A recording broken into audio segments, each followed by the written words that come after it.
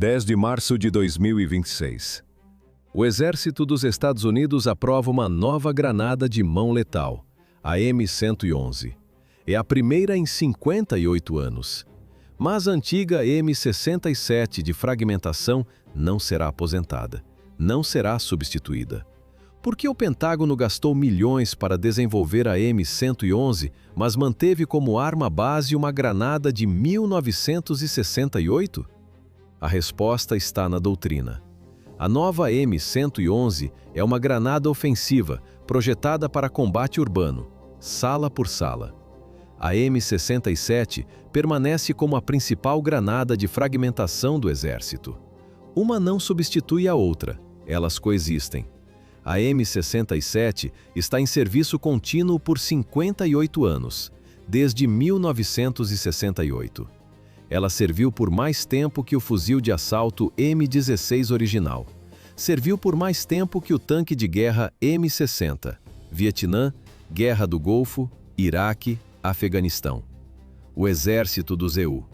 Oficialmente consolidou o uso paralelo de duas gerações diferentes de granadas.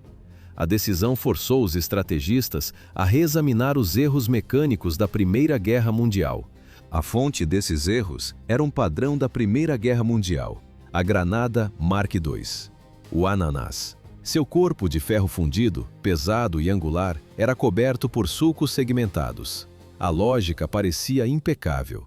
As ranhuras profundas deveriam guiar a fratura do metal, criar fragmentos uniformes. Como calcular uma distância segura para o lançamento se o invólucro se quebra em pedaços de peso e forma imprevisíveis? A resposta? Impossível. Expectativa? As ranhuras forçariam o corpo a se estilhaçar em frações ideais. Realidade? O ferro fundido rompia-se caoticamente, ignorando totalmente a geometria dos sulcos. O detonador era acionado. A carga interna expandia, mas o corpo de ferro fundido não se fragmentava, ele se rasgava. O metal produzia pedaços irregulares de tamanhos e pesos diferentes. Um zumbido metálico de estilhaços assimétricos cortando o ar. O resultado era uma zona de morte aleatória. Um soldado podia sobreviver a 5 metros da explosão. Outro podia ser atingido fatalmente a 15 metros por um único fragmento pesado e errante. O exército dos EUA sabia do defeito durante a Segunda Guerra Mundial. Sabia na Coreia. Mas a inércia da logística e da produção manteve o design defeituoso em serviço até a Guerra da Coreia. O fracasso do ferro fundido exigia uma solução radical. Em 1952, os engenheiros apresentaram a M26, um corpo liso de aço, em formato de limão, frio ao toque. Por dentro, escondia a verdadeira inovação, uma espiral de fragmentação interna com entalhes. O princípio era fundamentalmente diferente. A carcaça externa não se estilhaçava mais. A detonação desintegrava a espiral interna, liberando fragmentos de forma previsível e uniforme. O controle da letalidade agora vinha de dentro, não de fora. O raio de morte era preciso, o raio de ferimentos, consistente. Peso total, 14 onças, suficientemente leve para o combate.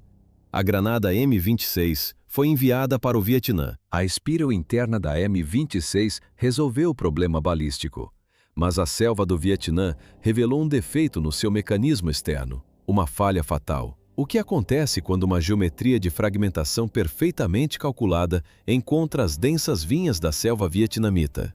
O pino de segurança da granada. Ele se prendia em galhos, em cipós, no equipamento do soldado. Houve acidentes, alguns fatais. Foram necessárias 4 etapas de reengenharia emergencial para parar as detonações acidentais. M26, M26A1, M61 e M33. O Exército adicionou um clipe de segurança, uma trava secundária na alavanca, mas a forma do corpo ainda era um problema. A mudança para um corpo estritamente esférico na M33 não era apenas sobre balística. Uma esfera tinha menos ângulos, menos pontos de engate. Em 1968, veio o refinamento final. Os engenheiros adicionaram um clipe de segurança ao corpo esférico da M33, uma última camada de proteção contra a ativação acidental. O Exército a chamou de M67. Essa modificação fixou o design por exatos 58 anos. O design da M67 estava estável, mas a engenharia não podia alterar as leis da física. E a física fundamental do combate continuava a mesma. Balas não voam em curva. Elas não podem atingir um alvo acima. Não podem limpar uma trincheira com fogo direto. O Sudeste Asiático era um labirinto de geometria mortal, pontos cegos, espaços onde o fuzil era inútil. Como atingir um alvo que está abaixo do nível do solo? Fogo direto é fisicamente impossível. A resposta era outra. A resposta era um projétil com trajetória parabólica. Essa trajetória permitia à granada superar obstáculos. Barreiras de terra com mais de 1 metro de espessura. A M67 se tornou a ferramenta para esses vácuos táticos. Limpeza de bunkers, combate em trincheiras, ações onde a linha de visão era medida em metros. Era lançada no escuro contra um movimento ouvido, não visto, para quebrar um ataque. A infantaria desenvolveu uma tática: cozinhar a granada. O soldado retirava o pino, mas segurava a alavanca. 1 segundo, 2 segundos. O tempo de reação do inimigo era reduzido a 0. O explosivo era a primeira coisa a entrar em um cômodo antes de um ataque. Ele era lançado pela porta após a contagem. Para neutralizar essas zonas mortas geométricas, a infantaria recebeu uma ferramenta padronizada: a esfera M67 de 14 onças. O peso denso de uma esfera de aço na palma da mão. 5 metros. Raio de morte garantida. 15 metros. Um raio que produzia baixas. Dentro, uma carga de composição B. Uma mistura de R, DX e TNT. A mistura tem uma velocidade de detonação de quase 8.000 metros por segundo. Isso maximiza a energia cinética dos fragmentos de aço pré-entalhados. Uma injeção de energia pura. O pino é removido. A esfera de 14 onças é lançada. O pavio queima por 4 a 5 segundos. E então, a detonação. 230 metros. A distância máxima de voo dos fragmentos letais. Uma previsibilidade matemática. O comportamento do explosivo era idêntico sob qualquer temperatura ou umidade. Essa estabilidade não era apenas química. Após a padronização em 1968, o projeto inteiro foi congelado. Nenhuma atualização de design, nenhuma reformulação fundamental. Por que a estrutura não foi alterada por 58 anos? Porque os engenheiros encontraram o equilíbrio ideal na primeira tentativa.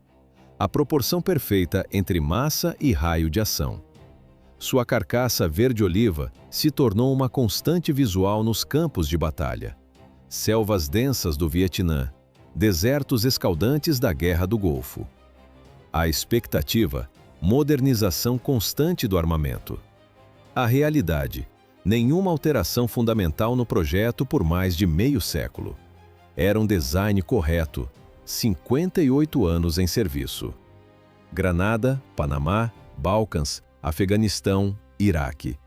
Em terreno aberto, contra pessoal exposto, continuava sendo a arma de área mais eficaz. A única mudança de engenharia foi um refinamento incremental no pavio.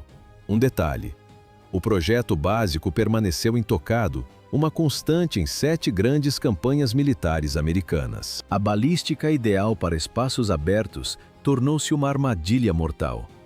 A prova veio em novembro de 2004, em Fallujah, Operação Phantom Fury, a maior batalha urbana que as forças americanas travaram desde 1968.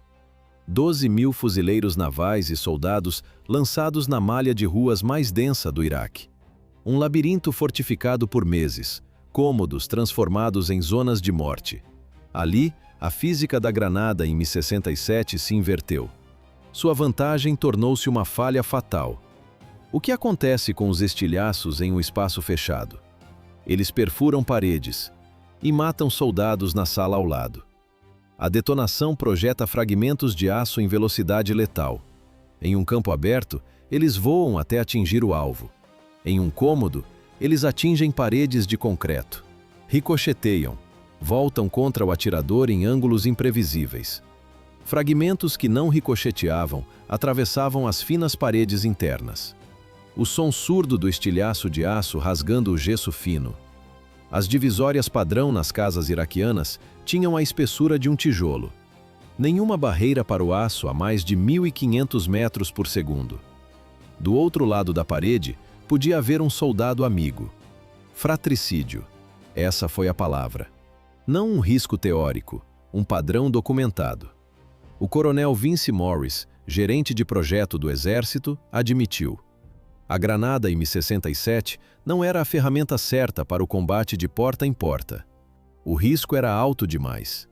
Os soldados se adaptaram, usaram menos granadas, compensaram com outras ferramentas.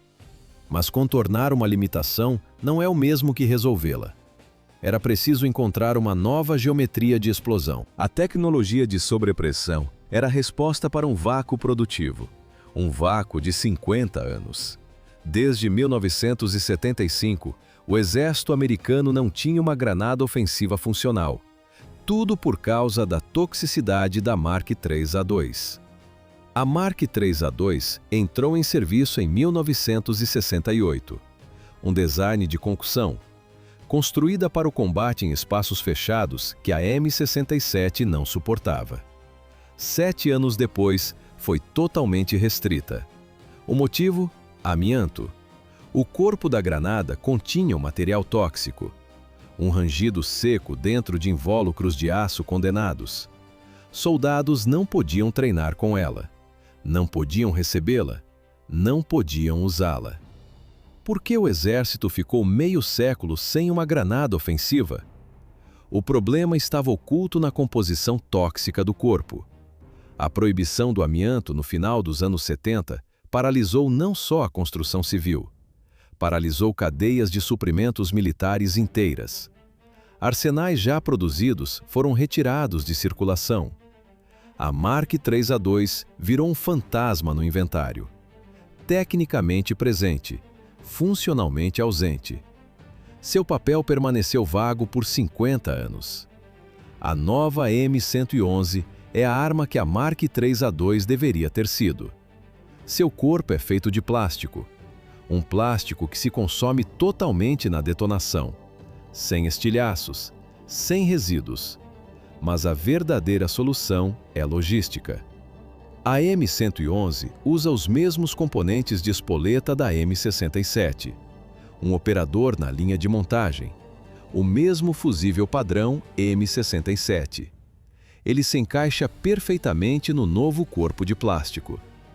As máquinas não precisam de reajustes. A montagem dos novos corpos começou nas linhas de produção existentes. Para preencher o vácuo, os engenheiros do Arsenal Picatinny, em Nova Jersey, abandonaram os estilhaços.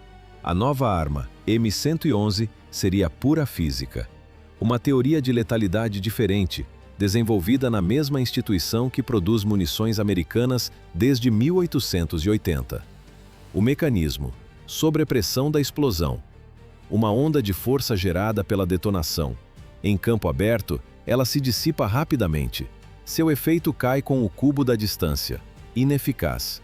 Mas em um espaço fechado, um quarto, um túnel, um bunker, a física muda. A onda não tem para onde ir. Ela atinge as paredes de concreto, não perfura, reflete. A onda se multiplica geometricamente, criando frentes de choque que se comprimem umas contra as outras. Um baque surdo. Uma vibração física sentida através das lajes. Este é o efeito Mach-Steen.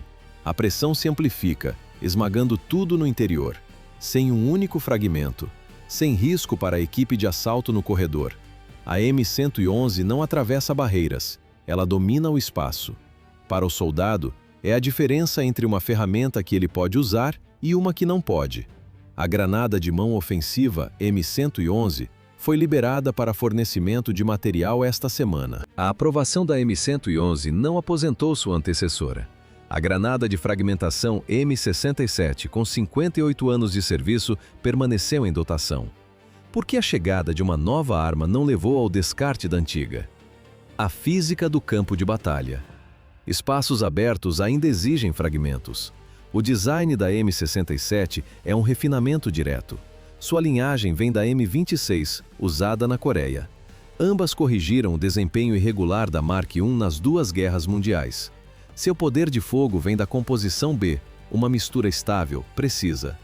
Essa linha M26/M67 atravessou 12 grandes conflitos, um dos padrões de explosivos mais duradouros da história militar ocidental. O Pentágono não criou um substituto, criou um sistema.